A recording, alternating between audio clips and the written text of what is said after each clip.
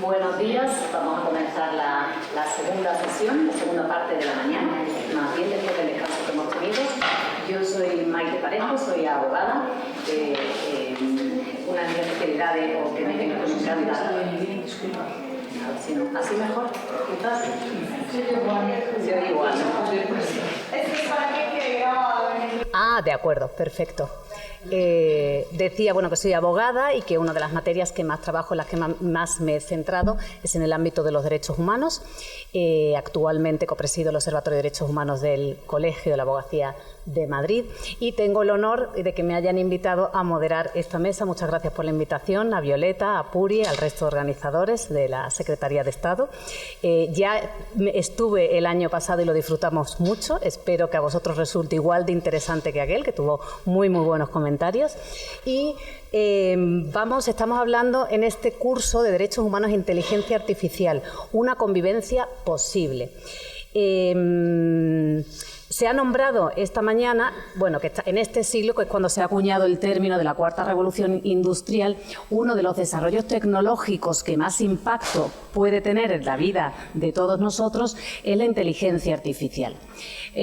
Yo no soy, como decía Virginia antes, yo no soy técnica, me pierdo en los temas de tecnología, pero lo que sí sabemos todos es que mediante estos desarrollos tecnológicos de inteligencia artificial, las máquinas van a suplirnos en actividades que hasta ahora estaban reservadas al humano.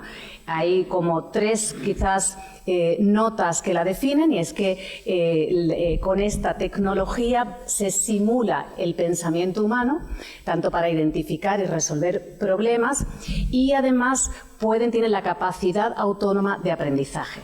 Eso es muy positivo. Esta mañana se han nombrado algunos de los beneficios que tiene también este desarrollo tecnológico, pero a la vez presenta muchos riesgos.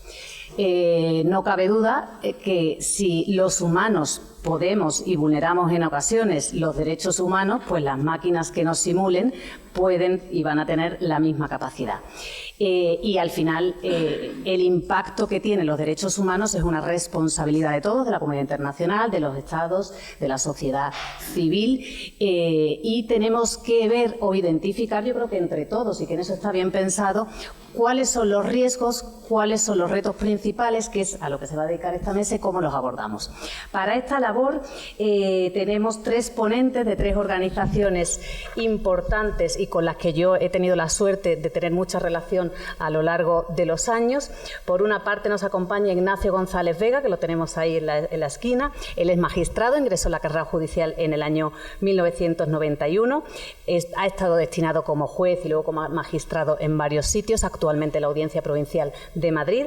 Ha sido jefe de sección del Servicio de Formación Continua de la Escuela Judicial y jefe de sección del Servicio de Relaciones Internacionales del Consejo General del Poder Judicial, y es actualmente punto de contacto de la Red Judicial Europea Penal, y además de numerosos libros, artículos, entrevistas, ponencias, seminarios. En eso lo comparten los tres, lo creo que lo puedo decir y es cierto. Actualmente es secretario general de la Asociación Pro Derechos Humanos de España, que es en representación de la organización que nos acompaña, y fue también en su momento, eso sí creo que es bastante destacable, portavoz de la Asociación Juezas y Jueces por la Democracia. En segundo lugar, a mi izquierda, ya siguiendo el mismo orden, está Virginia Álvarez. Virginia es responsable de investigación en la sección española de Amnistía Internacional. Ha realizado y coordina investigaciones sobre violaciones al derecho de libertad de expresión, información, reunión, violaciones de los derechos de las personas migrantes y refugiadas, violaciones contra las mujeres. Yo la conocí hace muchos años en el ámbito de la tortura. Cuando yo comenzaba, la verdad es que Virginia me ayudó mucho, era esa que podía llamar y decir: Virginia, que estoy mirando, y ¿dónde hay? ¿Qué hay? Y ella, siempre muy generosa, nos ayudaba a todos los que íbamos aterrizando en este ámbito. Virginia, desde 2020, en el año 2020, asumió la tarea de coordinar el trabajo dentro de la sección de Amnistía internacional sobre el impacto en derechos humanos de la utilización de la inteligencia artificial por parte de las administraciones y de los actores privados también, de los particulares. Y en tercer lugar, a mi derecha, está Joaquín Nieto, que es presidente de la Federación de Asociaciones para la Defensa y Promoción de los Derechos Humanos, vicepresidente de la Asociación Pro Derechos Humanos de España, es vocal experto del Consejo de Desarrollo Sostenible de España, miembro de la Junta Directiva de la Asociación Española de Ornitología. Bueno, es que Joaquín es un lujo tenerlo siempre en todos lados y, como podéis ver, las organizaciones se lo rifan y que por favor participe y colabore porque lo hace siempre con mucho compromiso y ya veréis. Él ha sido director de la Organización Internacional del Trabajo entre los años 2011 a 2021 y fue el primer secretario confederal de Medio Ambiente y Salud Laboral de Comisiones Obreras entre 1992 y 2008. Y ya no voy a presentar nada más, vamos a entrar directamente en materia. Os voy a hacer algunas preguntas con la invitación, primero con el ruego, y os pido el compromiso de respetar los tiempos porque quiero llegar a debate. Me parece que podéis aprovechar de la oportunidad de contar con ellos aquí. Si no, sabéis que me pongo en plan mandona y os voy a cortar. Y en segundo lugar, bueno, que intervengáis. Os voy a hacer preguntas a cada uno, pero que en cualquier momento que queráis intervenir, esto es un conversatorio, una conversación pausada sobre estas cuestiones que tratamos. Virginia, Amnistía Internacional tiene, como ya he dicho, una línea específica de trabajo en materia de derechos humanos y de inteligencia artificial. De vuestro trabajo, ¿cuáles son los riesgos principales que habéis advertido? Bueno, no sé si tengo que coger el micrófono. Sí. Bueno, pues en primer lugar, muchísimas gracias al Ministerio, a la universidad en la que estudié, por lo tanto me encanta estar aquí y por la invitación y también por poder ver viejas caras conocidas, que hacía tiempo que no coincidíamos. Bueno, en primer lugar, quiero decir que no soy especialista, mi formación es jurídica, por lo tanto estoy introduciendo este tema en la sección española, pero también dentro de la humildad de que hay muchísimos temas técnicos que se me escapan. Y sobre todo explicar que en Amnistía Internacional vimos el impacto que podía tener el uso de la inteligencia artificial de diversos sistemas tecnológicos en la vida de las personas. De hecho, la definición que se ha decidido adoptar por parte de Amnistía Internacional sobre inteligencia artificial es la más amplia posible, no solamente los sistemas totalmente automatizados de autoaprendizaje, etcétera, etcétera. Y para ello contamos con lo que se denomina Amnesty Tech, en la que tenemos especialistas, tenemos hackers, tenemos analistas de datos, tenemos personas expertas que dentro de un equipo multidisciplinar nos ayudan en las investigaciones que estamos realizando. ¿Qué es lo que pretende Amnistía Internacional dentro de la inteligencia artificial que ha venido para quedarse? Que haya un marco regulatorio que garantice tres cosas: transparencia, rendición de cuentas y también acceso a, transparencia y dos cosas, y rendición de cuentas y acceso a justicia, ¿no? Acceso a remedios efectivos.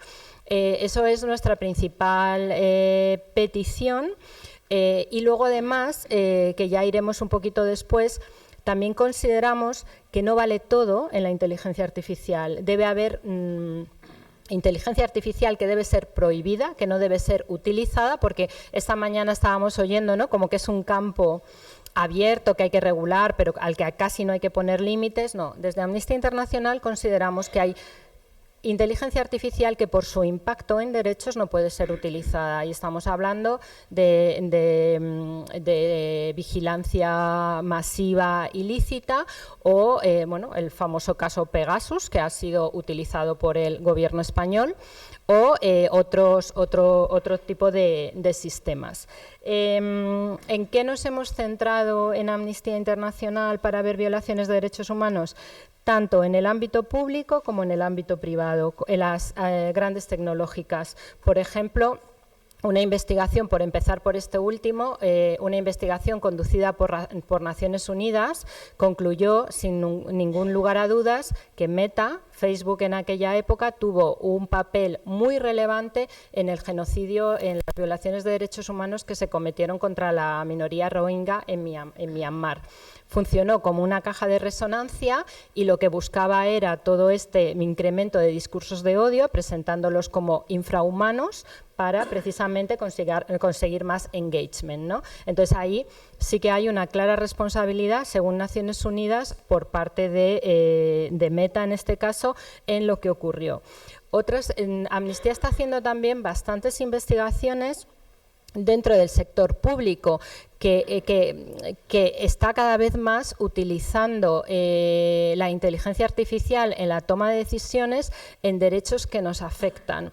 Está claro y está totalmente superado que los algoritmos ni son neutros ni son objetivos, ¿no?, como hace años escuchábamos, y lo que hacen es perpetuar los sistemas de discriminación que ya existen en la sociedad. Y lo que estamos viendo con nuestras investigaciones es que aquellos grupos tradicionalmente discriminados están siendo mucho más discriminados con la utilización de sistemas de inteligencia artificial. Córtame, pero me gustaría poner dos ejemplos, porque uno es en acceso a servicios básicos, que cada vez más la Administración está utilizando inteligencia artificial, y otro es el campo de la policía de la seguridad, la policía predictiva, que también quiero decir que ese campo queda fuera de la regulación del reglamento de inteligencia artificial y es bastante preocupante para Amnistía Internacional. En el 2013, el gobierno holandés empezó a utilizar un sistema para detectar el fraude en la concesión de ayudas a familias para el cuidado de menores. Como os comentaba antes, la inteligencia artificial perpetúa los sistemas de discriminación y normalmente, muchas veces en las políticas públicas de acceso a servicios, lo que hay es una criminalización de la pobreza, ¿no? Cuando damos ayudas públicas o cuando la Administración da ayudas públicas, lo que quiere es detectar a aquellas personas que realmente no las merecen. Y aquí también hay organizaciones dentro de España como Cibio, que está intentando conseguir información sobre Bosco, sobre otros sistemas que se están utilizando en España. Este sistema, el holandés que os estoy comentando, que provocó que en el 21 cayera el gobierno holandés, por la importancia que tuvo, lo que hizo fue introducir algoritmos en los que la nacionalidad o la etnia era un factor que determinaba la probabilidad de estar causando un fraude. Esto lo que provocó es que las familias que caían en esa categorización se les suspendía cautelarmente las ayudas y se les sometía a unas investigaciones muy agresivas. Cuando se empezó a denunciar y se empezó a poner de relieve qué estaba pasando, se llegó a la conclusión de que la manera en la que tomaba el algoritmo la decisión era opaca. Por lo tanto, el funcionario que recibía esa información no sabía realmente por qué estaba aplicando esa detección de fraude. Pero, y ahí es donde Amnistía Internacional lo denuncia, a pesar de esto, no se tomó ningún tipo de medida por parte de la Administración Pública holandesa para pedir a los desarrolladores de ese sistema que investigaran lo que estaba pasando y adoptara medidas de mitigación. Por otro lado, a pesar de que ha habido una responsabilidad política porque el gobierno cayó, las víctimas siguen a día de hoy sin tener muchas dificultades para obtener justicia y para tener reparación por el propio sistema opaco. Por lo tanto, yo creo que esto es algo que sigue pasando y que también se está exportando en España. Otro ejemplo muy rápido es el de la policía y simplemente decir, la biometría no ha sido prohibida por el reglamento europeo, como se dijo esta mañana, sino que se han puesto límites, pero la policía queda fuera. Todos tenemos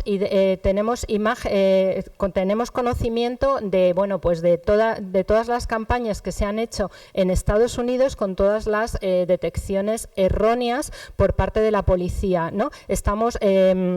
el reglamento de inteligencia artificial permite la biometría retrospectiva, donde la policía puede coger imágenes nuestras de bases de datos sobre los que no hay ningún tipo de control, o sobre los que no vamos a poder tener ningún tipo de control, mejor dicho, y por lo tanto también es bastante peligroso. Perdonadme que me he pasado, pero es que tenía muchas cosas que contar. Muchas gracias, Virginia.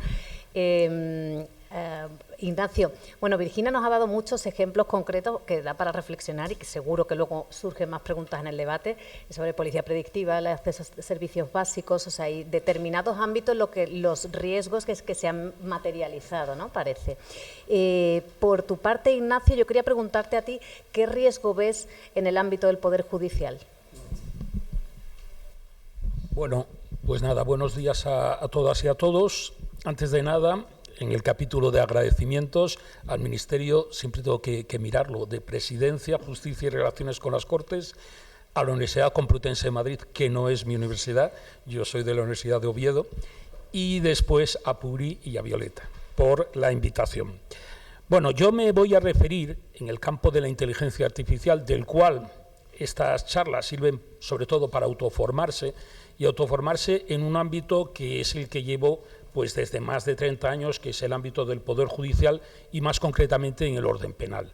¿Cuáles los derechos humanos que se pueden ver afectados? Porque también hay que recordar que el Poder Judicial, aunque sea garante de los derechos fundamentales de los ciudadanos, también puede vulnerar derechos humanos. Para eso está el Tribunal Constitucional, para garantizarlos en última instancia, o el Tribunal Europeo de Derechos Humanos. Bien, en todo caso, las aplicaciones que tiene en el Poder Judicial la inteligencia artificial, pues más o menos las ha apuntado Virginia. La inteligencia artificial generativa, el análisis predictivo o las herramientas de evaluación de riesgos. A mí me gusta ilustrar, para ver qué derechos humanos pueden verse afectados, me gusta dar un ejemplo de la vida real del sesgo algorítmico del Poder Judicial, donde se puede ver qué derechos humanos no solamente se pueden, sino que de hecho se han visto vulnerados. Y para ello voy a poner dos casos. Por un lado, el Poder Judicial en Estados Unidos, donde está mucho más desarrollada la inteligencia artificial, y finalmente en el sistema penitenciario catalán. Bueno, yo tengo que decir que desde que me he metido en el mundo de la inteligencia artificial, en el diario El País hay una sección dedicada a la inteligencia artificial que nos sirve para ver cuáles son las vulneraciones de los derechos humanos con el uso de esta tecnología. Bueno, pues en el caso de Estados Unidos hay un programa que se llama Compass, que consiste en el perfil de gestión de delincuentes correccionales para sanciones alternativas, que es utilizado por el Poder Judicial americano, el cual no incluye la raza o el origen étnico como criterio. Sin embargo, la investigación ha demostrado que asigna rutinariamente mayores puntajes de riesgo a los acusados negros que a los blancos, lo que hace que sea menos probable que sean liberados. Ha habido casos en que los presos con registros prácticamente perfectos, como Glenn Rodríguez, se les ha negado la libertad condicional debido a una puntuación del programa inexacta, dejándolos con pocos recursos para impugnar la decisión o incluso averiguar cómo se calculó. Este último aspecto de averiguar cómo se calculó las cajas negras, esto es realmente algo que pues causa un poco de estupor, ¿no? Saber en base a qué motivos una persona se le puede denegar la libertad condicional. Bueno, pues una empresa auditora, ProPublica, hizo un análisis en el año 2016 y reveló que dicho programa, Compass, que los Compass utilizados por los tribunales de Florida contenían prejuicios raciales. La auditora examinó 7.000 casos y descubrió que el puntaje era extraordinariamente poco confiable para predecir delitos violentos. Solo el 20% de los que esperaba que cometieran delitos violentos lo hicieron. Los investigadores también descubrieron que era más probable que el algoritmo designara a los acusados de color como futuros delincuentes que a los acusados blancos, y que los acusados blancos eran etiquetados erróneamente con mayor frecuencia de bajo riesgo que los acusados de color. Pues evidentemente aquí, en este programa americano, francamente el prejuicio racial es más que evidente, con lo cual el derecho a la igualdad resulta claramente vulnerado. Pero si vamos a nuestro país, el sistema penitenciario catalán lleva 15 años usando un algoritmo, RISCAMBI, que supuestamente ayuda a los jueces a tomar decisiones sensibles, como conceder el tercer grado o la libertad condicional. Una auditoría, en este caso inversa, realizada sin acceso a datos oficiales, concluye que la contribución de este programa es cuestionable, parece comportarse de forma azarosa. Estos son evidentemente los riesgos a los que estamos expuestos con el uso de la inteligencia artificial, y estos son los derechos humanos que pueden resultar afectados. Evidentemente, yo creo que el uso de la inteligencia artificial en ningún caso, podrá predecir de jueces cuál puede ser la resolución que recaiga, y de hecho en programas que son utilizados por bufetes de abogados para ver cuál puede ser la decisión que pueda adoptar un juez en concreto. Pero lo que en ningún caso puede hacer es sustituir a la persona humana del juez. Y aparte de otros usos que se hacen, pues el programa Prometea que hace la Fiscalía de Buenos Aires o un tribunal de Hangzhou en China sobre el sistema de análisis de pruebas que utiliza, y en México también los tribunales para ver quién tiene derecho a una pensión de la Seguridad Social. En el sistema de justicia penal se puede utilizar el algoritmo de la inteligencia artificial, deducir a partir de unas herramientas de evaluación de riesgos, teniendo en cuenta las herramientas policiales predictivas de vigilancia y los algoritmos de criminalización, como puede ser la vivienda, la escolarización o el crédito, para el dictado de una sentencia y en ejecución acordar, en su caso, la libertad condicional. Insisto que estos son aplicaciones que se pueden hacer dentro del Poder Judicial, y probablemente en la segunda pregunta que me haga Maite hablaremos más concretamente de los riesgos que puede suponer el uso de la inteligencia artificial. Muchas gracias, Ignacio. La verdad es que a mí especialmente, claro, como abogada penalista, los riesgos en el ámbito del Poder Judicial que has expuesto y que están ahí me preocupan bastante. Yo creo que tenemos mucho que pensar cómo controlarlo, porque es imposible suplir el razonamiento de un juez. De hecho, los principios procesales penales básicos acaban con ellos, creo, en nuestro sistema. Joaquín, esta mañana hemos tenido la oportunidad de escuchar a la directora general de Naciones Unidas, Organismos Internacionales y Derechos Humanos, los nombres que largos son siempre.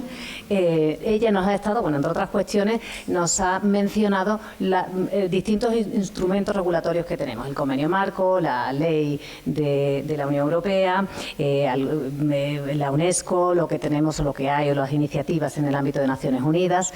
Desde la perspectiva de la Federación, ¿qué valoración tenéis de esta normativa? Muchas gracias, Maite.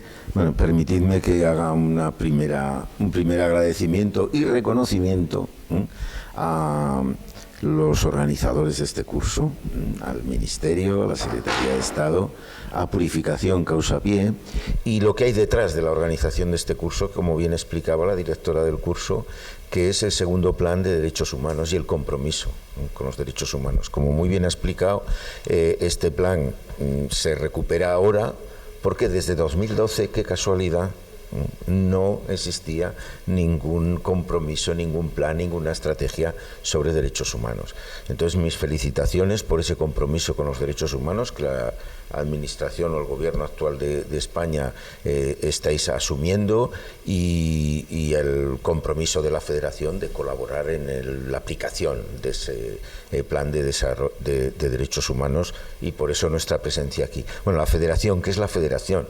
La Federación que yo aquí represento, yo en realidad estoy en la Federación por ser el vicepresidente de la PDH. Tengo el gusto de compartir con Ignacio, que es el secretario general, y con Tania García Sedano, que es su presidenta del equipo directivo de la PDH, que es bueno, la asociación pionero de los derechos humanos en España, pero no es la única. Aquí tenemos, por ejemplo, Amnistía Internacional, obviamente se dedica muy activamente a los derechos humanos, y también en la Federación existen una serie de organizaciones, hasta 12, el Movimiento por la Paz y la Libertad, CEAR, la Comisión Española para los Refugiados, cuyo presidente es Carlos Berzosa, que ha sido el rector de esta casa, el rector de esta universidad, y que impulsó muy bien los cursos de verano El Escorial, yo que sé, Mundubat, Justicia y Paz, hasta una docena de asociaciones que se dedican a los derechos humanos están en la Federación. Y todos ellos, y junto con la PDH, somos miembros de la Federación Internacional de Derechos Humanos, que es una federación ya centenaria, tiene más de 100 años, y no todo el mundo sabe que Eleanor Roosevelt estuvo detrás de la Declaración Universal de los Derechos Humanos. Pero antes de que Eleanor Roosevelt estuviera detrás y que Naciones Unidas creara un equipo para esa declaración, la Federación Internacional de Derechos Humanos, que ya existía, había hecho la propuesta y llevaba años trabajando porque hubiera una Declaración Universal de los Derechos Humanos. Pues bien, esta Federación Internacional sigue muy activa, y sigue muy activa en todos los procesos, y en todos los procesos regulatorios, y ahí entro en ellos. Se nos ha explicado más o menos la cantidad de organismos de Naciones Unidas y otros que están implicados. Yo en 2 minutos voy a intentar, o en 3 minutos, decir cuál es la función de cada uno de ellos. Como bien explicaba Cecilia Robles, la directora del Gobierno de España para Naciones Unidas, como muy bien explicada, es muy importante en una cuestión como esta que haya acuerdos internacionales. Es imposible abordar de una manera adecuada todos los desafíos que representa la inteligencia artificial sin acuerdos internacionales que pongan a todos los países con un mínimo de compromisos. De ahí la importancia de la resolución o las resoluciones adoptadas por la Asamblea General de Naciones Unidas, y la importancia que va a tener el Pacto Global. El Pacto Global va a ser la clave. Sin un Pacto Global bien instrumentado, será imposible encontrar con instrumentos reguladores en ámbitos regionales o en ámbitos nacionales. O sea, coincido con ella. Ahora, más allá de la importancia, lo importante es el enfoque. Y el enfoque aquí se lo ha venido a dar muy certeramente el Alto Comisionado de Naciones Unidas para los Derechos Humanos, y con el apoyo del Consejo de Derechos Humanos de Naciones Unidas. El Alto Comisionado es funcionario de Naciones Unidas, el Consejo son los países, que es como funcionan Naciones Unidas. Hay una secretaría y unos países. La secretaría obedece, los países mandan. Pero la secretaría no solo obedece, introduce ideas. Y aquí es muy importante el enfoque. El enfoque principal que se está adoptando desde Naciones Unidas, no sin problemas, no sin discusiones, es el operado por el Alto Comisionado, que viene a dirimir dos posiciones que existen sobre cómo abordar estos asuntos de la inteligencia artificial y sus impactos en la sociedad. Hay una visión que está enfocada hacia la gestión del riesgo desde la perspectiva de la autorregulación de las propias empresas o de los propios desarrolladores. Y hay una visión alternativa a esta, que es la de la regulación. En la medida en que existen unas posibilidades que no se están utilizando para toda la humanidad, sino que se están concentrando en un sector muy reducido de la humanidad, de países y de empresas que dirigen todo el proceso, pues es necesario que haya una regulación que facilite su distribución para toda la humanidad. Eso son sobre las posibilidades. Pero también sobre los riesgos es imprescindible que haya una regulación, es decir, límites, como Virginia planteaba. Es necesario límites a la inteligencia artificial. Y esos límites, tanto esas posibilidades y esos límites, deben ser enfocados desde los derechos humanos, a lo largo de todo el ciclo de vida. Volveré luego en la segunda pregunta sobre este tema, porque precisamente la gran laguna de la última regulación, la más contundente y la más decisoria, que es la ley o el reglamento adoptado por la Unión Europea, no se ha aplicado a lo largo del ciclo de vida. A lo largo del ciclo de vida significa desde los datos, que se acumulan y cómo se acumulan esos datos. El diseño y cómo se hace ese diseño, que es donde ya empiezan a aparecer el desarrollo de los sesgos discriminatorios según género, según posición social, según etnia, etc. Ahí aparecen. El desarrollo después de ese diseño, su aplicación, los resultados a lo largo de todo el ciclo de vida. Este es el enfoque principal, regulación y a lo largo de todo el ciclo de vida. Entonces, esto es lo que se está discutiendo y ojalá que el Pacto Global esté en este enfoque. No está claro todavía y se tendrá que decidir en septiembre. Al apoyo de que este Pacto Global esté en este enfoque está la recomendación de la UNESCO, que aunque sea una recomendación, en este sentido no es jurídicamente vinculante, sin embargo, como es una recomendación sobre la ética en la aplicación de la inteligencia artificial, es una recomendación que recoge los valores comunes que pueden existir en el conjunto de las sociedades y de los países de Naciones Unidas, desde la Declaración Universal de los Derechos Humanos y la Carta de Naciones Unidas hasta los últimos compromisos, por ejemplo, la resolución sobre el medio ambiente limpio, saludable y sostenible, los valores que conforman esa ética y que deben presidir, porque los valores compartidos son la clave. Si no hay valores compartidos, ideologías hay muchas, religiones hay muchas, diversidad de pensamiento hay mucha en un mundo como el que tenemos. Lo importante es poder tener valores compartidos para sobre ellos edificar la regulación. Y ahí es lo interesante de la declaración de la UNESCO. Y terminaré en un minuto. Complementando a este asunto tenemos un acuerdo marco interesantísimo, llamo la atención sobre ello y, por cierto, propongo que en la documentación lo introduzcáis, el acuerdo marco del Consejo de Europa, que va más allá del Consejo de Europa, porque es un acuerdo marco sobre inteligencia artificial desde la perspectiva de los derechos humanos, la democracia y el Estado de Derecho. En ese sentido es más avanzado que el propio reglamento luego de la Unión Europea. Y además es un acuerdo que no solo afecta a los 45, 46, 40 y ahí está Rusia fuera ahora, del 45, 40, sí,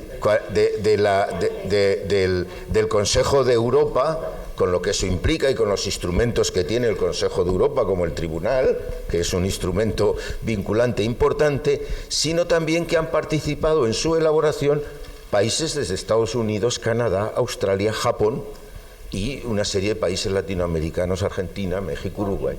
Entonces, esto es clave. Y viene luego el último, que es el más vinculante, el más decisorio, que es la ley europea.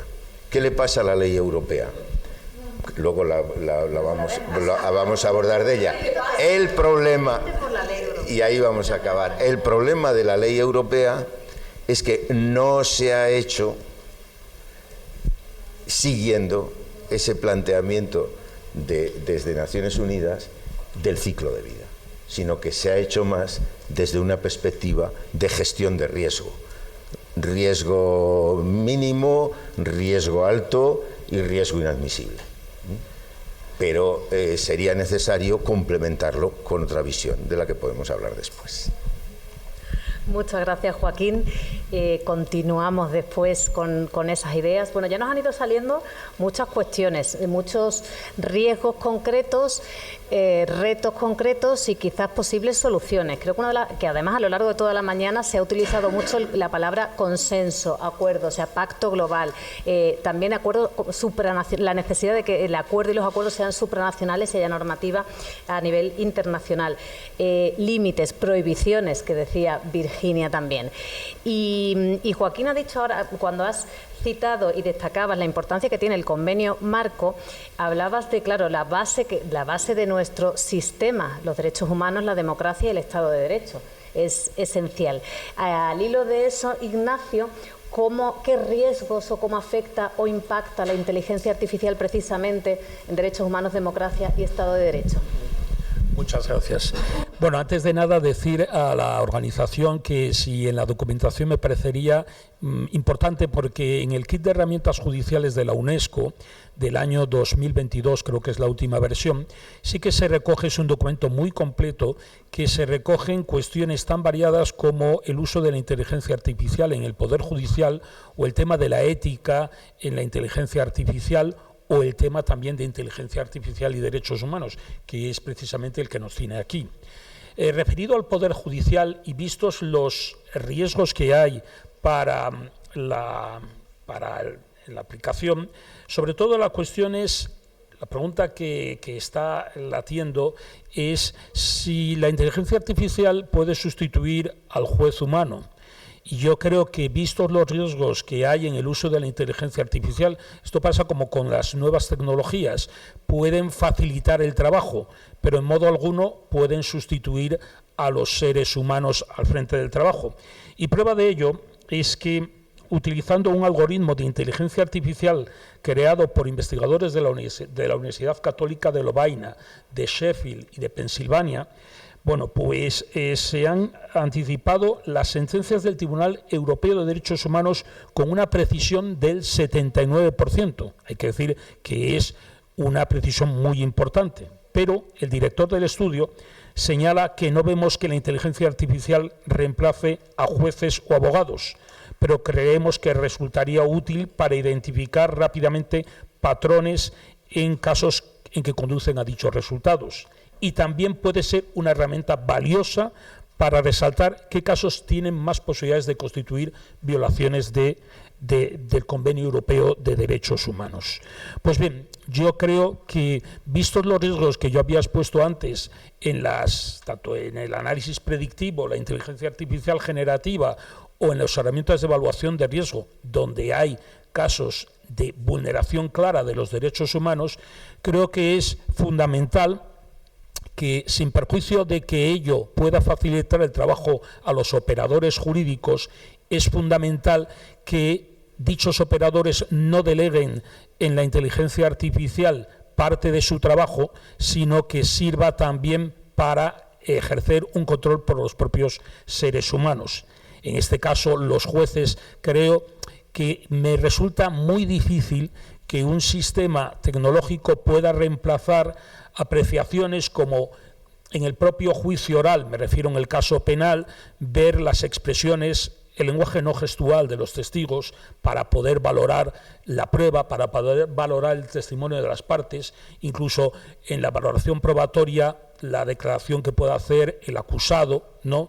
Y sobre todo me parece que ese lenguaje no gestual no puede ser recogido por muy perfeccionado que esté el sistema de inteligencia artificial. Con lo cual, teniendo en cuenta los riesgos de los que ya he advertido, sí que es fundamental, e insisto, en el papel de los operadores jurídicos como seres humanos que tienen que tratar de evitar cualquier desviación que se haga en el uso de la inteligencia artificial. Gracias, Ignacio. Bueno, ya tenemos otra idea más, ¿no? Los operadores jurídicos no son reemplazables. Otra de las notas que nos van saliendo esta mañana. Virginia, voy a retomar el tema de la regulación, porque yo creo que es importante. ¿Tú crees que es posible que exista una regulación de la inteligencia artificial que sea respetuoso con los derechos humanos? Bueno, yo creo que es a lo que tenemos que aspirar y desde luego seguir peleando como sociedad civil para que así sea. Simplemente una cosita breve respecto a lo que estabas comentando. Me comentaba una funcionaria de prisiones con el tema de Riscambi que lo que produce también muchas veces estos sistemas de inteligencia artificial es que paralizan la decisión del humano, porque prefieres que se equivoque la máquina, o si tú tomas una decisión contraria a lo que te ha dicho la máquina, la responsabilidad va a ser tuya. Por lo tanto, también eso es un riesgo que tenemos que tener presente cuando estamos hablando, por ejemplo, de permisos penitenciarios o de otras cuestiones importantes a tener en cuenta. En cuanto a la regulación, sí, es importante que en la Unión Europea se haya dado el primer paso, el Reglamento Europeo de Inteligencia Artificial, que estará plenamente en vigor dentro de 2 años, pero que sí que establece algunas cuestiones positivas, pero que desde el punto de vista de las organizaciones de derechos humanos que hemos estado siguiendo todo el proceso y haciendo incidencia política, consideramos que se ha perdido muchas oportunidades para que esta legislación, la primera en el mundo que va a ser vinculante, sea respetuosa con los derechos humanos. Como decía, con el tema de la biometría, estamos con bastante preocupación. En primer lugar, porque es verdad que se ha prohibido la biometría para utilizarla en educación o en trabajo, pero no por parte de los cuerpos y fuerzas de seguridad del Estado. De hecho, en la clasificación de alto riesgo, que no deja de ser algo que hacen las empresas, lo cual choca bastante, ¿no?, que sean las propias empresas las que decidan si son o no son de alto riesgo y todo lo que tienen que hacer de evaluaciones de riesgo, todas las medidas de supervisión y de control, cuando estamos hablando de seguridad del Estado o de utilización por cuerpos policiales, sale de ese tipo de controles. Es verdad que pensamos que nunca vamos a llegar a ello, pero hoy estamos discutiendo, o se está discutiendo en el Congreso, la Ley de Seguridad Ciudadana, la denominada Ley Mordaza, porque el efecto que produjo fue limitar el derecho de libertad de reunión de las personas. Cuando estamos hablando de biometría por parte de la policía, se prohíbe con excepciones la biometría a tiempo real por parte de del reglamento, pero sí se permite la biometría retrospectiva, que es lo que os comentaba. Y hay muchos ejemplos de falsos positivos y también lo que se ha denominado por muchísima gente, que es el chilling effect. Si tú estás participando en una manifestación, a lo mejor dentro de 3 años tus imágenes pueden ser utilizadas contra ti. Es decir, cuando hablamos de inteligencia artificial y seguridad y policía, estamos hablando solamente de que se va a perseguir a los malos, pero no es verdad. La policía también puede utilizar esas imágenes para otro tipo de cuestiones que puedan afectar nuestro derecho, certeza legal, presunción de inocencia, derecho a la intimidad. Es decir, hay muchos derechos que están en juego y que, como digo, dentro de la Unión Europea esto no se ha regulado. Otro aspecto importante, y a raíz de lo que estabas comentando, de que tiene que haber una normativa que sea vinculante en todo el mundo, en la Unión Europea, las garantías que se han establecido dentro de la Unión Europea no son aplicables cuando se exporta esa tecnología fuera.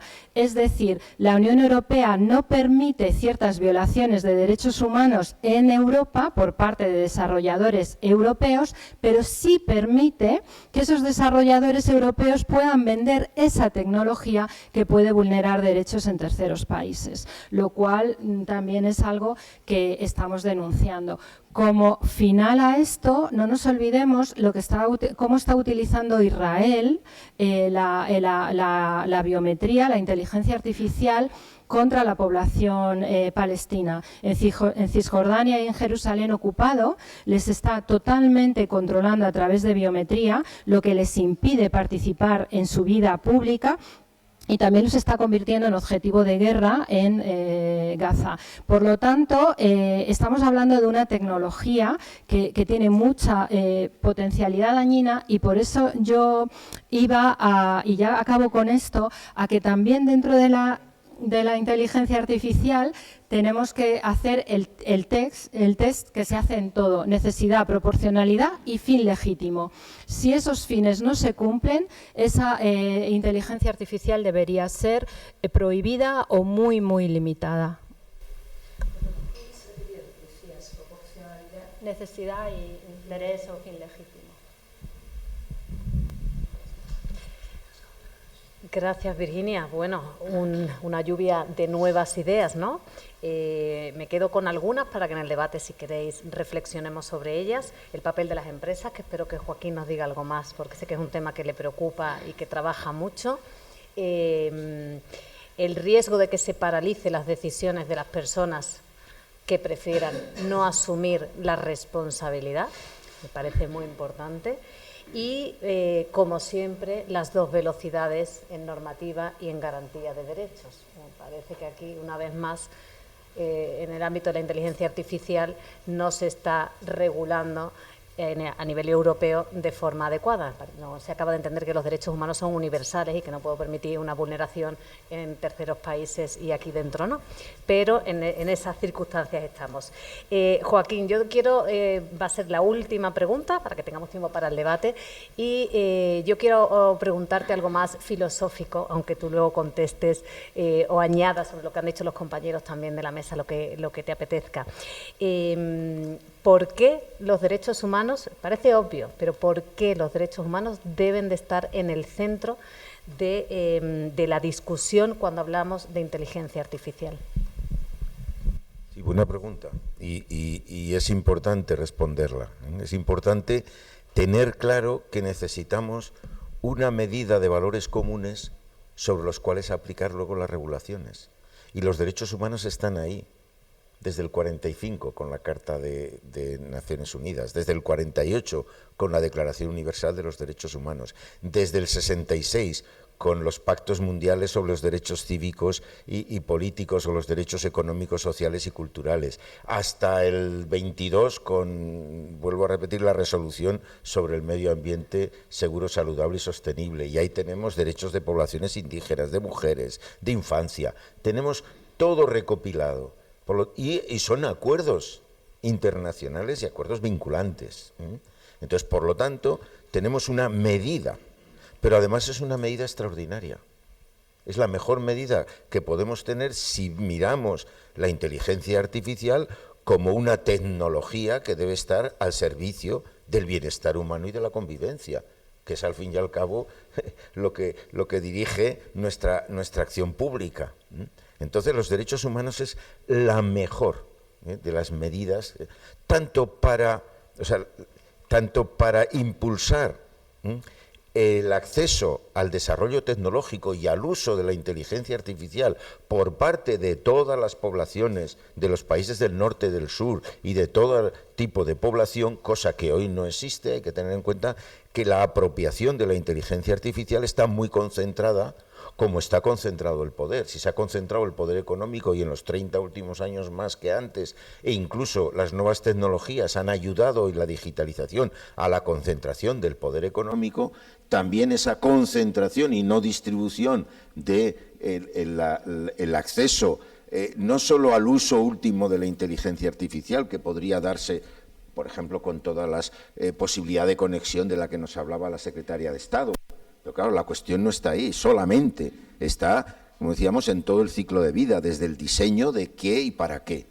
Entonces, aquí los derechos humanos son, por lo tanto, la mirada mejor, tanto desde la perspectiva de aprovechar todas las posibilidades, como la de corregir los riesgos que existen. Tanto Virginia como Ignacio han señalado un montón. Si habláramos de los de género y lo que está provocando los sesgos en género, añadiríamos muchísimos más. Ya existen, ya se está sufriendo esos sesgos y decisiones aplicadas con algoritmos y con inteligencia artificial que discriminan y discriminan más y aumentan esa desigualdad. Por lo tanto, es importantísimo hacerlo. Entonces, la última reflexión, ¿quién debe hacerlo? Y aquí tenemos, la inteligencia artificial no la desarrollan los Estados. Podríamos corregir el error como uno de los riesgos que tenemos, y no es un riesgo menor, es un riesgo muy grave, es el del mal uso por parte de los gobiernos y de los Estados, y no ha salido todavía la inteligencia artificial letal en armas, que es un asunto que está quedando fuera de todo tipo de regulaciones y que es el asunto más peligroso al que nos podemos encontrar en el futuro. Pero no son los Estados, incluso en el campo militar o de uso para la represión, no son los Estados los que elaboran los sistemas, son empresas que se la compran los Estados. Por lo tanto, es importantísimo regular no solo la acción de los Estados, sino la acción de las empresas. Y para eso tenemos un instrumento muy importante. Vuelvo a poner en valor lo que hace el Alto Comisionado y el Consejo de Derechos Humanos de Naciones Unidas, que son las directrices de Naciones Unidas sobre empresas y derechos humanos. Esas directrices que ya existen, desgraciadamente no son todavía vinculantes, solo hay directrices vinculantes de nuevo en Europa después de que se ha aprobado la directiva sobre responsabilidad de empresas y derechos humanos y debida diligencia recientemente, pero los criterios existen de cómo los Estados deben proteger los derechos humanos, las empresas deben respetar a lo largo de toda la cadena de suministro con la debida diligencia los derechos humanos, y ambos deben facilitar la remediación y el acceso a la justicia. Entonces, ese mismo enfoque que ya existe es el que se debería aplicar en la medida en que los desarrolladores de inteligencia artificial son empresas y que el poder está muy concentrado en determinados países y en determinadas compañías, la aplicación rigurosa de toda la regulación hacia las empresas me parece imprescindible. Si no, estaríamos focalizando solo en una parte, en algo que está afectando a toda la vida de toda la ciudadanía desde la acción privada y desde personas que no las elige nadie.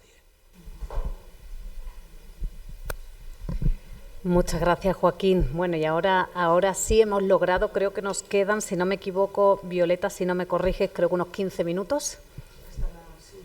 ¿Sí? Máximo 15, seguro, y podemos alargar. Bueno, entonces ahora, así que sí. Creo que necesitamos el micrófono. Lo que acaba de decir, es que no me acuerdo tu nombre, Joaquín, si todo parte de Naciones Unidas, que nada hay o sea, los Estados no tienen obligación de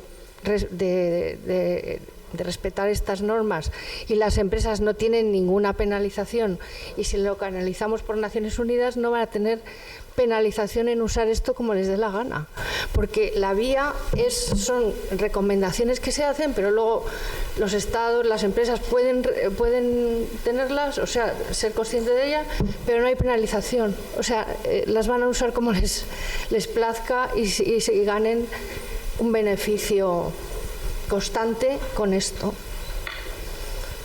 Es que a nivel de derecho internacional, quiero decir que no hay ningún medio de obligar a nadie a respetar una cosa tan grave. Perdón.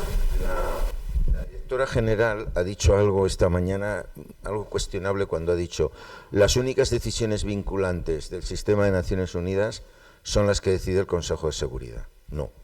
Yo he sido director 11 años de la OIT, y en la OIT, los acuerdos de la OIT, que son acuerdos tripartitos, son vinculantes. Una vez que un país ha ratificado el convenio de la OIT, le vincula. España ratificó el convenio sobre trabajo forzoso en 1930. Después vino el franquismo. Y aunque el franquismo estaba fuera de la OIT y de Naciones Unidas, era igualmente responsable porque el Estado español había ratificado el convenio de trabajo forzoso.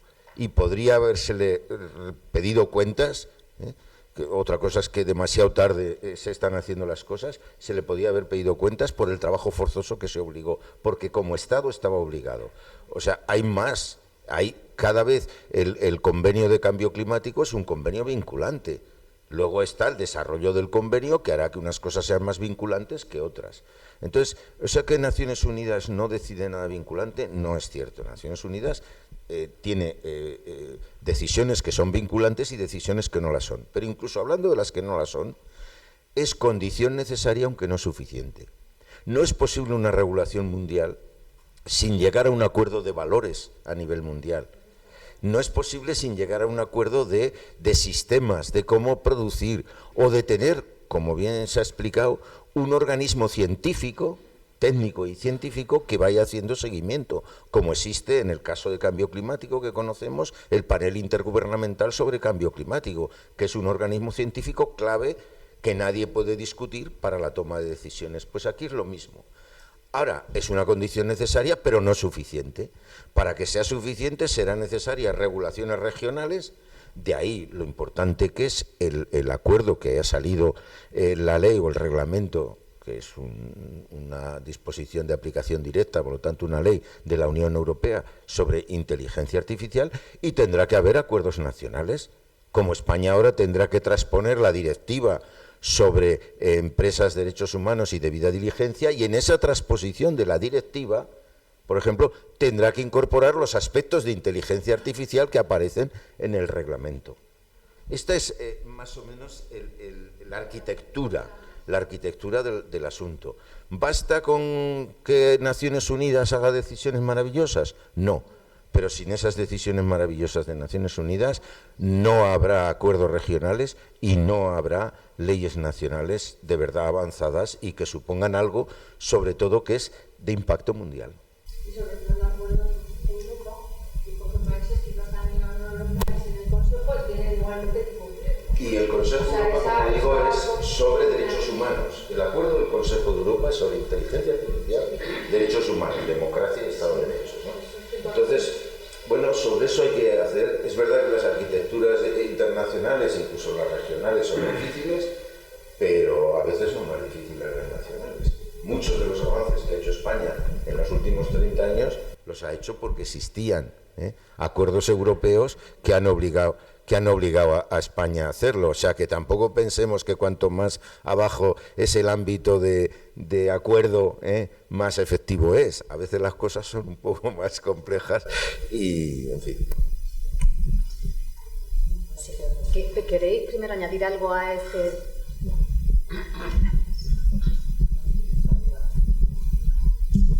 Muchas gracias a todos los ponentes. Mi nombre es Sebastián Ibarra González, soy alumno de la Universidad Carlos III de Madrid. A Joaquín, a Virginia, a Ignacio, a Maite por la moderación. Yo voy a ser muy sintético, telegráfico, tengo muchos apuntes, pero voy a ir a los que considero más importantes. Y a Joaquín quisiera plantearle una pregunta, pero antes contextualizar el marco de la pregunta. El presidente Milei en estos días se reunió con los CEOs principales de las tecnológicas en Silicon Valley. Básicamente él lo que les propuso, entre otros a Elon Musk, Zuckerberg, toda esta gente que está en la cúspide del desarrollo tecnológico, no solo en la inteligencia artificial, les planteó la siguiente: ofrecer a Argentina en bandeja de plata como un territorio fértil de experimentación para el caso de la inteligencia artificial, resaltando de convertirlo en un territorio libre de regulaciones molestas a las que se desarrollaron en la Unión Europea. Es decir, en el marco de su presentación nos habló de un pacto global. ¿Cómo podemos alcanzar un pacto global donde hay algunas naciones en las que pretenden tener cierto privilegio y garantizar ciertas condiciones para que las multinacionales tecnológicas a las que todos conocemos son 5, de las cuales 4 son norteamericanas, están buscando el mejor entorno para desarrollar la inteligencia artificial, en el caso concreto de este seminario, y no tener barreras? ¿Cuál sería el mecanismo en el cual podamos llegar a un consenso global en el que no solo hay una diversidad de criterios en cuanto al enfoque que debe plantearse al desarrollo de la inteligencia artificial, sino sobre todo cuál es el marco de su regulación? Yo, en principio, creería, como lo plantea el propio título de este curso, que la inteligencia artificial debería basarse en un enfoque de derechos humanos y no en un enfoque de riesgos, que es algo que ha sido muy criticado del actual reglamento de inteligencia artificial de la Unión Europea. Por otro lado, quisiera plantearle, estoy hablando lo más rápido posible para permitir hablar a los demás, a Ignacio González. Ignacio nos planteó el tema de las decisiones automatizadas en el caso de los jueces.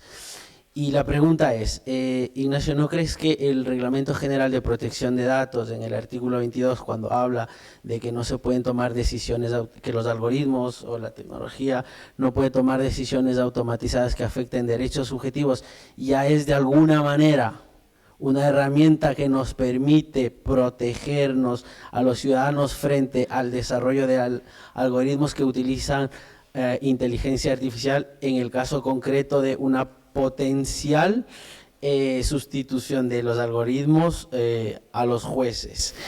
Y nada más, gracias. Virginia, puede la pregunta. sobre la pregunta. No, yo solamente estaba, cuando hablabas, acordándome de la Convención contra la Tortura, que se consiguió aprobar.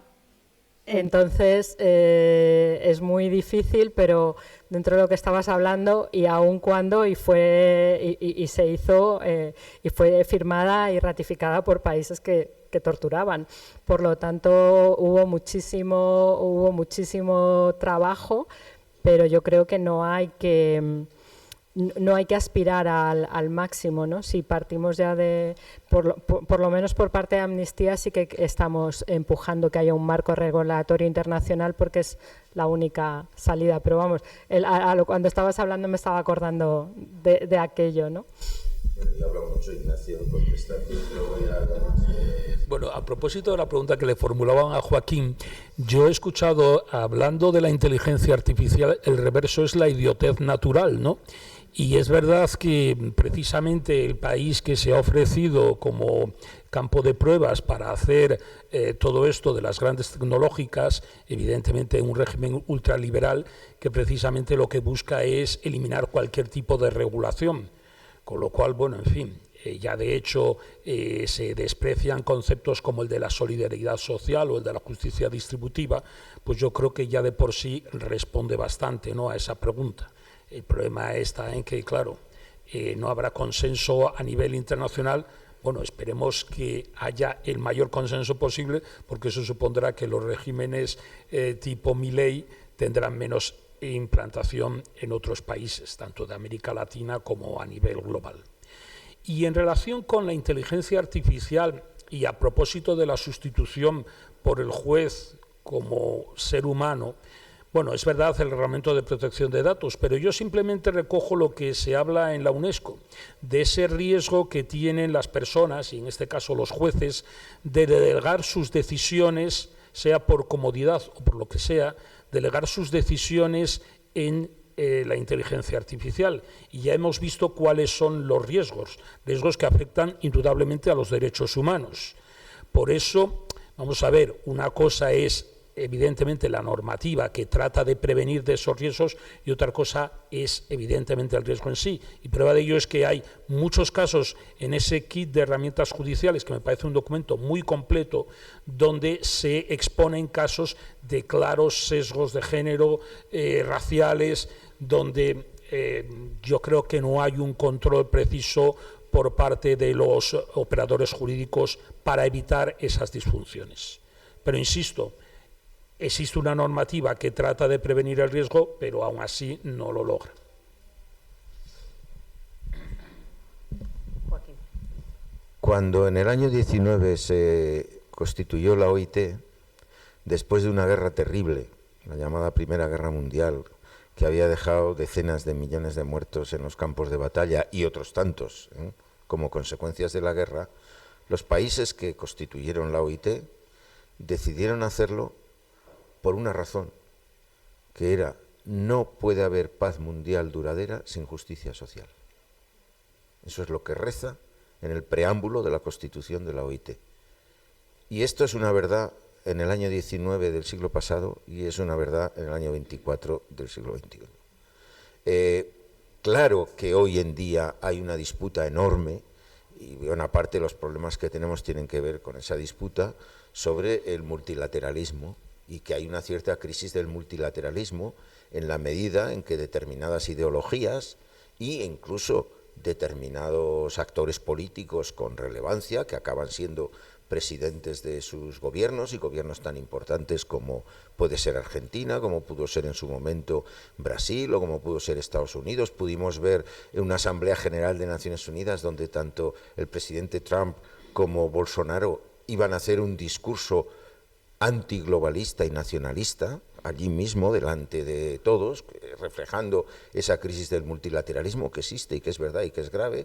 Sin ese debilitamiento del multilateralismo, Rusia nunca se habría atrevido a invadir Ucrania. Sin ese debilitamiento del multilateralismo, dudo mucho que el gobierno israelí se hubiera atrevido a esa acción genocida como la que está desde hace varios meses emprendiendo en Gaza. Bueno, sí, estamos en esa situación y desde luego si triunfa ese debilitamiento del multilateralismo, pues nos encontraremos con una inteligencia artificial no solo alejada de los derechos humanos, sino transgresora día sí y día también de los derechos humanos. No obstante, Argentina, como Estado, que va más allá de lo que pueda coyunturalmente un presidente pensar, tiene firmados muchos compromisos que un presidente de turno no puede romper tan fácilmente. Es decir, que el sistema multilateral tiene todavía unas estructuras que permiten mantener su vigencia. Y por mucho que ese sea el sueño húmedo de las compañías estas americanas de encontrar varios estados donde puedan hacer lo que les dé la gana, no es fácil, porque lo que puedan hacer tiene que poder hacerlo en todo el mundo. Y para eso tiene que haber cierto acuerdo y cierto consenso mundial. Entonces, ¿que eso es posible? Sí, pero en eso estamos. Precisamente la pregunta esta de nosotros los que estamos aquí la respondemos diciendo ¿cómo que si hay compatibilidad o no? Al revés, los derechos humanos es la guía. Es más, la posibilidad de que la inteligencia artificial pueda desplegarse en todas sus magnitudes, que son muchas, en beneficio de la humanidad, en el bienestar y en la convivencia, que es de lo que debería ser, solo se podrá hacer desde la perspectiva de los derechos humanos desde el inicio a lo largo del ciclo, porque lo que se buscará será el bienestar y la convivencia. Si no, lo que se buscará será otras cosas que no tienen nada que ver. Pero entonces, o sea, los derechos humanos no solo son una salvaguarda frente a las agresiones sino que son también una herramienta para conseguir buenas cosas. Por eso sí que la pregunta, por lo menos al final del curso ya me gustaría que fuera, y creo que era la intención de los organizadores, la pregunta tiene una respuesta clara. O sea, no solo hay una relación, sino que esa relación es simbiótica y que los derechos humanos están en el centro.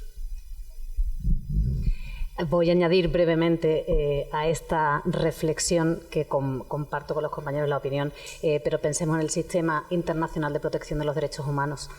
Cuando se va adquiriendo y se van firmando todos estos convenios internacionales, cuando los Estados se dan cuenta que solo no pueden garantizar los derechos humanos. Y Argentina, como decía Joaquín, tiene mucho firmado. ¿Que este señor puede liarla temporalmente? Pues puede ser. Pero ahí tendría que estar no solo los Estados, sino una comunidad internacional fuerte, que ahora mismo tampoco estamos en el mejor momento, que pudiera dar respuesta. Y como introducía Virginia en alguna de las preguntas, la rendición de cuentas, cuando se produce.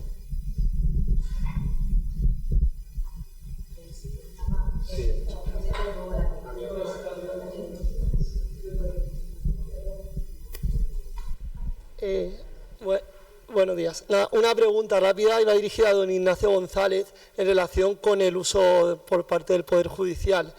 ¿No le parece que el riesgo más inminente de la utilización de estos sistemas de inteligencia artificial en el Poder Judicial no viene tan directamente por ese efecto sustitución, por esa adopción de resoluciones por parte de los jueces, que además está prohibido, va a estar prohibido, está prohibido ahora por el reglamento de inteligencia artificial, sino más bien que viene por vía de los informes periciales y cómo los peritos utilizan estos sistemas de inteligencia artificial para la adopción, o sea, para la realización de estos informes que luego tiene que, de alguna manera, tiene que revisar o tiene que mirar el juez y no sabe de dónde, cómo se han tomado cómo se han realizado esos informes por la falta de transparencia que tienen estos sistemas.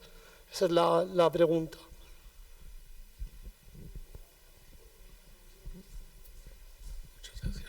Bueno, vamos a ver, ahí la cuestión, entramos en el tema de la valoración de las pruebas, ¿no?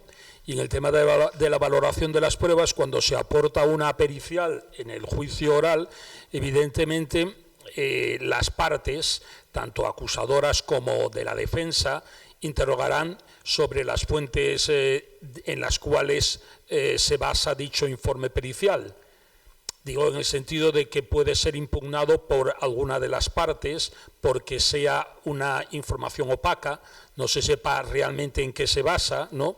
Que es lo que decía yo antes, algún caso en el cual el caso del Poder Judicial de los Estados Unidos, precisamente el programa Compass había tomado decisiones en las cuales se desconocía por parte de los propios afectados en qué se basaba el programa, el puntaje en qué se basaba el programa.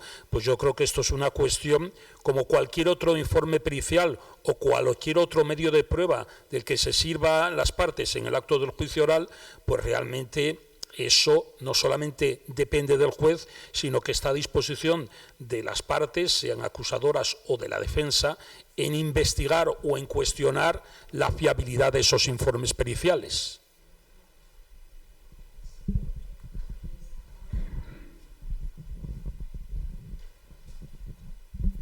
Hola, buenas tardes. Muchas gracias por la mesa. Yo soy Rosa Díaz, soy la directora del Observatorio Nacional de Tecnología y Sociedad y solamente un comentario, no me ha quedado muy claro. Digo, la Ley de Inteligencia Artificial es un reglamento y como tal es de obligado cumplimiento desde el momento en que se publicó en el DOU el 12 de julio y a los 20 días, el 1 de agosto, ya empieza a contar el tiempo. No hay transposición, sino obligado cumplimiento y efectivamente me consta, porque estoy en el Ministerio de Transformación, que las negociaciones fueron muy duras. De hecho, creo que estuvieron 3 días intensos, y cuando se introdujo esa parte de biometría y de sistemas de alto riesgo, pues hubo mucha complicación para poder aprobarlo y entiendo esa parte del ciclo de vida también, pero también que si no se aprobaba de cara a la gestión del riesgo hubiera sido, pues yo creo que muy complicado, y no conocía lo que has comentado de Naciones Unidas. Me lo voy a leer también pues para incorporarlo y bueno, pues tener esa visión más global. Y nada más, era solo eso. Creo que por aquí había alguien. No es del reglamento, el reglamento no requiere transposición alguna, pero lo que sí da la posibilidad es de, en leyes pendientes o en transposiciones pendientes, tener en cuenta el reglamento para introducirlo. Y en este caso tenemos una clarísima. La directiva sobre debida diligencia, empresas y derechos humanos y medio ambiente está pendiente de transposición. En su transposición sería muy interesante tener una visión del reglamento y de otros instrumentos, también del Convenio Marco Europeo y otros. Hablando del Convenio Marco Europeo y de cuestiones de aplicación, teniendo en cuenta que el Consejo de Europa tiene un instrumento como es el Tribunal, para el Tribunal y para las decisiones del Tribunal sería muy importante la existencia de este acuerdo marco, aunque es un acuerdo marco que no funciona automáticamente para todos los países. O sea, los países tienen que ratificarlo. Es como en el sistema de Naciones Unidas. Pero aunque no lo hubieran ratificado, una demanda X relacionada con el uso de la inteligencia artificial ante el Tribunal Europeo tendría muchas posibilidades de prosperar en la medida en que forma parte de un convenio marco y, por lo tanto, inspiradora de la aplicación de la ley. O sea que hay, al final, mecanismos muy interesantes que pueden contribuir. Solo añadir una cosita. Sí, yo creo que se refería a la directiva, que había que transponer, no al reglamento.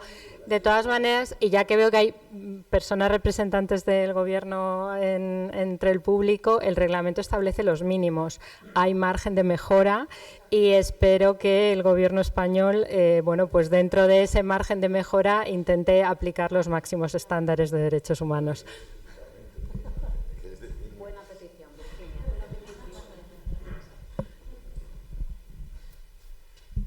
¿Qué tal? Soy Luis Mora. Y bueno, estoy haciendo mi segunda tesis y viene relacionada con el tema de los algoritmos en la Universidad de Valencia, aparte que soy profesor investigador.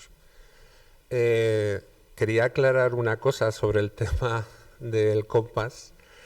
El método COMPAS, que se aplicó en primera vez en 1998, se empezó a desarrollar, promovido precisamente por la NSA, y algunos no lo saben también. Ha sido recientemente evaluado por el MIT, por el Massachusetts Institute of Technology, y resulta que ha dado como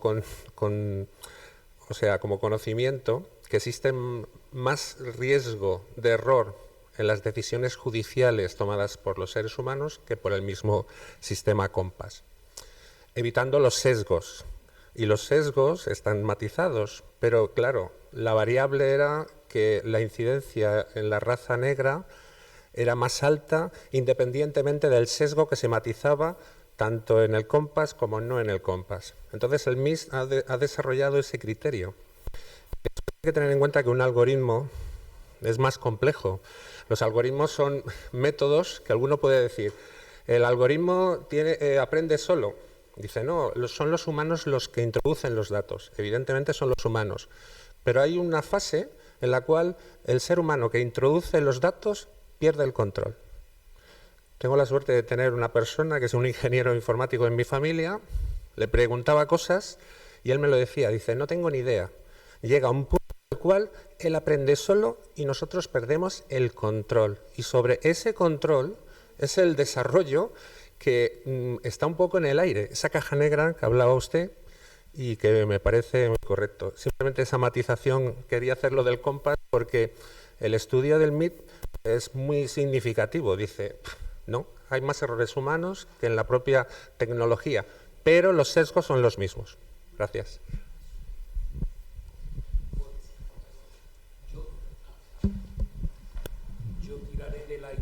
Para decir que si el Consejo General del Poder Judicial, las encuestas que hace sobre los miembros de la carrera judicial son internas y no externas, en el sentido de que es encuestas que hacen a los jueces sobre los jueces, cuando me parece que es mucho más interesante a los jueces, sobre los jueces, pero la sociedad, ¿no? Pues en el caso concreto de estudios que se hayan hecho sobre los errores, los márgenes de error que puedan haber incurrido los jueces a la hora de resolver o de tomar decisiones, yo no conozco ninguno por parte de ningún organismo oficial. Otra cosa es que, según me contaba Virginia antes de esta mesa, era el estudio que está iniciando sobre decisiones judiciales en materia de internamiento. No sé si ella tiene algo más que añadir. No, pero ahí no tiene nada que ver la inteligencia artificial. Pero, por supuesto, los sesgos... No, pero yo me refiero a aplicando no la inteligencia artificial, sino comparando el programa COMPAS y los errores que pueda tener con los errores que puedan adoptar los jueces a la hora de adoptar resoluciones, pero al margen de la inteligencia artificial. Yo entiendo lo que explica, porque los sesgos es que siempre están, tanto por los humanos como los humanos que programan las máquinas, ¿no? Entonces, al final, por eso comentábamos que hay que ver también en todo este desarrollo también lo que está de base, ¿no? La discriminación estructural que existe, el racismo estructural que existe, la interseccionalidad de cómo puede actuar, ¿no? La criminalización de la pobreza a la que me refería antes, ¿no? Cuando se está diseñando un programa de concesión de ayudas y lo que se está pensando es en detección del fraude, pues ya sabemos por dónde se van a ir metiendo los datos. Entonces, bueno, está claro que tiene que ser un análisis mucho más complejo y efectivamente yo ya me pierdo porque ahí ya sí que me pierdo completamente, pero sí que un colega informático me hablaba de la pérdida de control, ¿no? De la caja negra que creo que también es un riesgo muy considerable a tener en cuenta.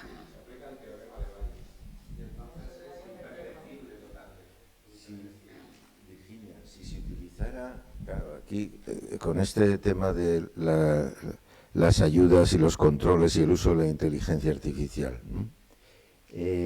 Si se utilizara para lo contrario, para ver en qué medida la condicionalidad de determinadas ayudas sociales reduce la eficacia de esas medidas sociales.